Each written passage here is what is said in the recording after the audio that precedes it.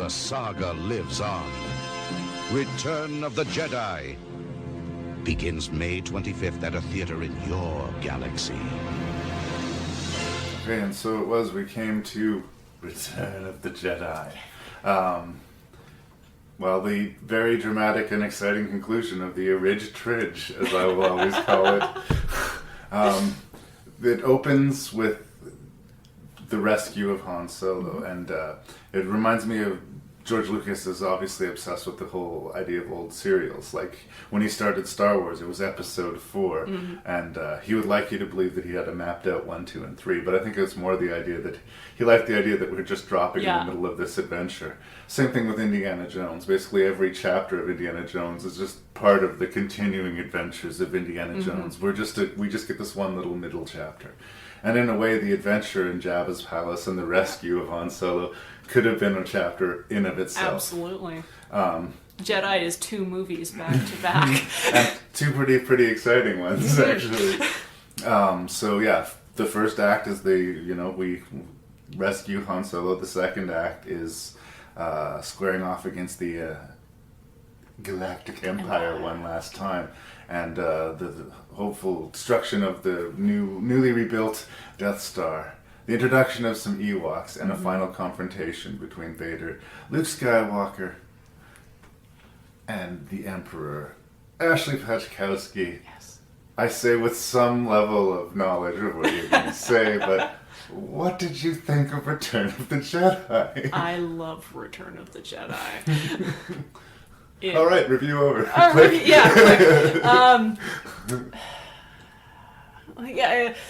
And this is a deep childhood love that doesn't quite know what to say. I love it. I love it to pieces. The Jabba's palace sequences are so filled out, and I think in Jedi the wider world outside of the rebellion and outside of the Empire is like more real than it's ever been before. I was rewatching it recently in preparation for this review, and like the Rancor gets killed and its owner rushes in and like weeps openly. I'm like, what a great detail. There's a story there. Like, great. Yeah. And those kind of details, and again, I'm not going to go back there a lot, but that are lacking in the prequel trilogy. You're right. The whole world of Jabba's palace, and even though we'd seen Tatooine before and we've seen lots of mention of Jabba, we finally get introduced to this great, awful, wormy puppet. And it is a puppet operated by, I think, 3 or 4 different people to make it work. And he's so big, and he's so gross, and he's so real. I love him as an emblem of power in that, like, he is, spoilers, and if you're listening to this and you haven't watched Return of the Jedi, shame the fuck on you. But, yeah, he is somebody who is defeated by Princess Leia being strangled. Like, he's not physically a very powerful or quick-moving or imposing threat. But I like that as a symbol of power, is that, like, Jabba is so fat that he basically sits on this big hovering table and he barks orders at people. And he's not physically threatening because he doesn't have to be. He's just a bad, powerful dude, right? Yeah, and he is a bad, powerful dude. Leia walks in there and goes, I want 50,000 credits for this Wookiee. He's like, or I'll blow you all up. He's like, 35. I'm like, yes, that is a mob boss. Yeah, exactly. And he likes the cut of his jib that he came in with that much. Yeah. Like, you're gonna blow me up unless I give you a reasonable price. Huh? I like how you do business. Yeah. From the small details, I've always loved the design of those Gamorrean guards. They call them those weird sort of pig boar creatures.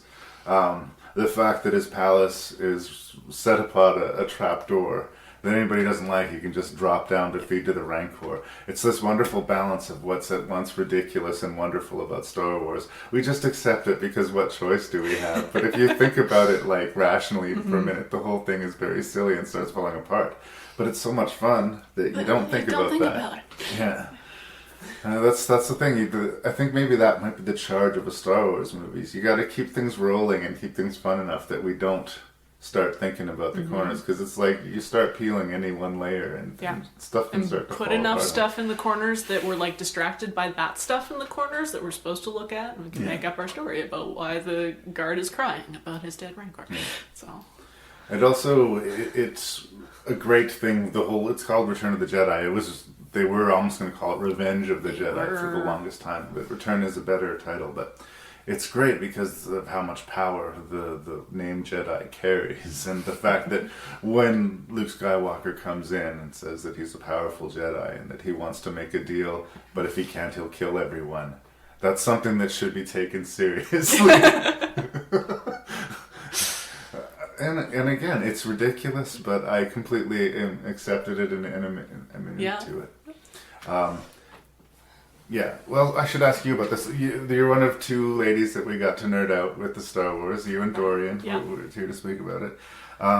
Leia, as the kind of female figure as in the the Star only Wars. girl in the universe. Oh, that's right. And she gets to be a princess as well. And she is rescued. Like, she still fulfills all of these sort of typical roles. But she is also a very respected sort of female figure. Yeah. And where do you land on it? Because I think Leia is very strong in the Return of the Jedi movie. But she's also in a slave outfit. Right? So you gotta take the good with the bad. Yeah, and you have to. But the slave outfit thing never bothered me. It makes sense. Jabba has captured this person who's pissed him off, but you know what? She's a hot chick, and I just fed my last hot chick to the monster. So, break out something skimpy and put her on the end of my chair. But if your choice is to dance in a brass bra or be fed to a monster, get out the anvil and size that. I guess whatever works. I do think that she is kind of badass. She comes in, dressed as a bounty hunter, and and she bluffs up a better price for no reason, and she kills Jabba herself. She's directly involved. You can say it's because it was to rescue her man, but she kicked ass as much as anybody in that sequence for sure. And later on, she gets a little bit sidelined once she's sort of used as a story lever to introduce us to the world of the Ewoks. But I like Leia, and I especially like her in this movie. Yeah. Oh, I think she's bought enough cred throughout the first two movies, and rescuing Han is entirely in character. Yeah. I think she'd have gone out of her way to rescue Luke or any of her other rebel friends. I don't think it's just because Han's her guy. Yeah. She holds her own in the Battle of Endor. She gets dragged into the Ewok thing before everybody else, but it's fun, and we needed to get her and the guys in the same place somehow. Yeah. I'll take it. We like Leia. We like Leia. I guess a few things I will say about towards the end of the Jabba sequence and the infamous Sarlacc pit. Yes. Which I was always I had a board game when I was a kid based around the Sarlacc pit. You rolled the dice wrong, you fell into the Sarlacc pit. It was awesome. A bad deal. I really hate the special edition version of the Sarlacc pit, where it's got this weird beaky thing sticking out of it. There's this weird, crazy, toothy hole in the middle of the desert that they use to dispose of people, right? That's fine. Yeah. So the special edition thing really bothers me of that. The other thing, but I can't even say it's about the special edition, is that Boba Fett has to have one of the most anticlimactic deaths for any character in any franchise ever. For all of the love of Boba Fett and the fact that he had so much love despite so few things to say in Empire Strikes Back, that they built an entire movie around him basically in the prequel trilogy. The fact that he dies such a clumsy, accidental punchline circus performer death, kind of disappointing. Yeah, it is. It is. I enjoyed there's a Tale from Jabba's Palace story in which Boba Fett, he has this clumsy fall in, but then he escapes the Sarlacc and goes on to keep having awesome adventures in space, and that's the headcanon that I've accepted. Yeah. Yeah, Boba Fett lives. But it is interesting that even as a kid, and I was disappointed to see that character fall, it wasn't like there was no real nerd rage about it. I accepted it. Yeah. That's not how I was going to expect if Boba Fett was going to get killed in Jedi that was going to happen. But there it was. I guess points for that even. Like, I could not have predicted it. No, did not see that coming. All right, so Jabba's blown up, and then we move into the second chapter. Luke heads off to Dagobah, gets Yoda to confirm that Darth Vader's his father. Yoda passes away in a scene that made me so sad when I was a kid. Was Yoda. Full disclosure, the death of Yoda in Empire Strikes Back may be the first time I cried in a movie. That's. I mean, not to, other than just being traumatized by something, but like emotionally reacted. Yeah. And it was a puppet, you guys. It was a wonderfully voiced puppet by Frank Oz, and but it was molded rubber made by artists and over like servos controlled by 6 people under the floor, and it's beautiful. My mom's a big Yoda fan. She named one of her cars Yoda. And one Christmas I bought her a plastic Yoda puppet. Just one piece of sort of molded plastic with some like white hairs plucked into it, right? And I looked it up a couple of years ago online because she still has it. It sits on top of her bureau. It's outside of the package. If it was in the package, you get $350 for it. But as it sits out there dusty and free form, $75, no problem. Wow. Still not bad. I loved Yoda, and it hurt to see him go. And it's, I think, as close as the Star Wars universe gets to profound, that even the most powerful Jedi in the world will eventually succumb to old age. You can't beat the Grim Reaper, No. Everybody takes their turn. It's not that strong with the Force. So they sort of fast forward over the rest of Luke's training. In a way, this retrofit may work in that the lightsaber battle that we're treated to at the end of this movie, though impressive for its time, comparatively, and especially compared to the prequels, not a very elaborate flying through the air, crazy, blurry, lightsaber duel. But it kind of makes sense. He's new to a Jedi, and it's a half-trained Jedi against a half-robot Sith. Who doesn't really want to kill him, right? Yeah. Say what you will about Anakin, and as much as I really despised Anakin in the prequel trilogies, I buy that he doesn't want to kill his son. And even with the trilogies existing as canon, and God, it's like bile in my mouth to say it, like they failed to make him a tragic figure for me. When he gets chopped into pieces by Obi-Wan at the end of the prequels, I'm like, yay! And that's not what I should be feeling. My only problem with him getting chopped into bits at the end of prequel and left for dead by Obi-Wan is, why didn't Obi-Wan just like full kill him? Because that would have been the kinder, better idea. But the prequels again, whole other conversation. But in a way, my saying this weird retrofit, it sort of justifies that the scale of lightsaber battle isn't as big, but the emotional weight to it, top of the charts. Yeah. And that's why it's a better fight than any of the fights in the prequels, because we care. It's my favorite scene in the entire trilogy. Yeah. The Luke, Vader, Palpatine segments at the end of Return of the Jedi. Yeah. It also sells for me because even as a kid, I thought that Palpatine was a bit of a used car salesman.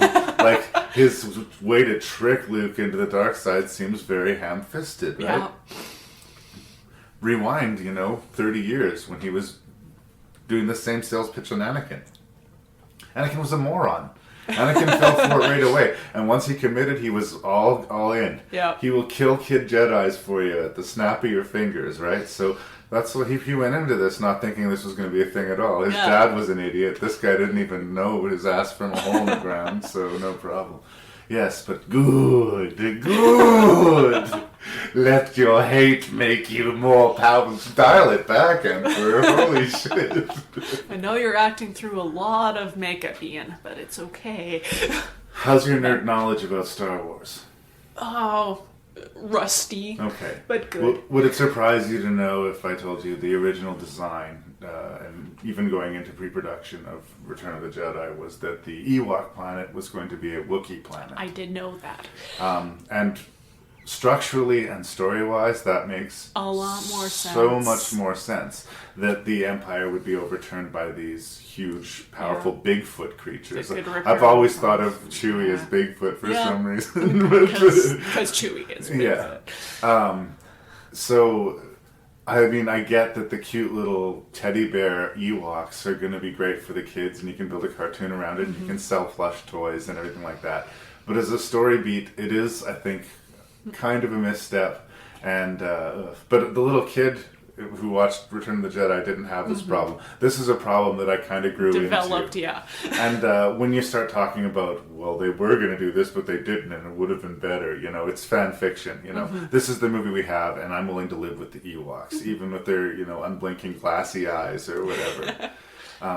It's just interesting. The celebratory victory celebration that's happening at the end of the movie, Death Star's been destroyed, you know, the Empire is gone, and the Ewoks are having a party. Yeah. You do know they're feasting on stormtroopers at that party, right? Oh my god! What did they do with the rebels when they tried to eat them? They tried to eat them. And they banded with these rebels and joined up to help defeat this foe. And what we're doing now here is probably your typical tribal victory celebration. So I think that when you're cuddling up to that campfire with the Ewoks, you'd probably be honor-bound to join in on this victory celebration meal and eat some stormtroopers. So, just to color your perspective on the end of Jedi a little bit more. That's awesome. Not a detail included in the movie. Never thought about, like, all of those spare Imperial helmets around the Ewok They're playing village. drums with the skulls, like with the helmets. I'm so fascinating. I'm so happy. They're eating stormtroopers for supper. That takes that whole victory celebration has a different angle on it now. And now I'm okay with it being Ewoks. Because if it was Wookiees, that's horrifying. Ewoks, it's hilarious. Another little nerd thing. It's a weird thing to mention, but I am going to. Because I remember being, I think, in grade 5, and an older kid pointed out that there's a boob grab.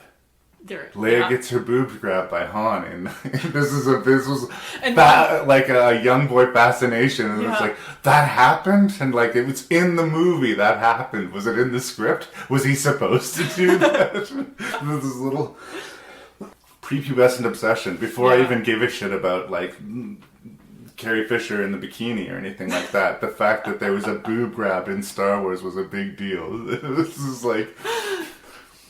And people have gone over every frame of this, you know. In the original Star Wars, of course, there's the stormtrooper that clonks his head, and that got incorporated into a gag in the prequels. So many little nerd wormholes that we can fall into. Yeah, gosh, I've seen the boob grab, and I've always read it as he was reaching for his shoulder, totally didn't quite accidental. get it, and then like totally accidental. Just kept acting. Yeah, and I think there's a little like you can see Carrie Fisher kind of look at whoops, but keep going. Let's just keep going. Not the time. Not now. Wait till cut. But sure, it's kind of silly that these teddy bears who are throwing rocks and flying and through the trees and swinging and screaming Tarzan yells can defeat the Empire. That is kind of silly. But once again, in spite of this, I ask no questions while I'm watching the movie.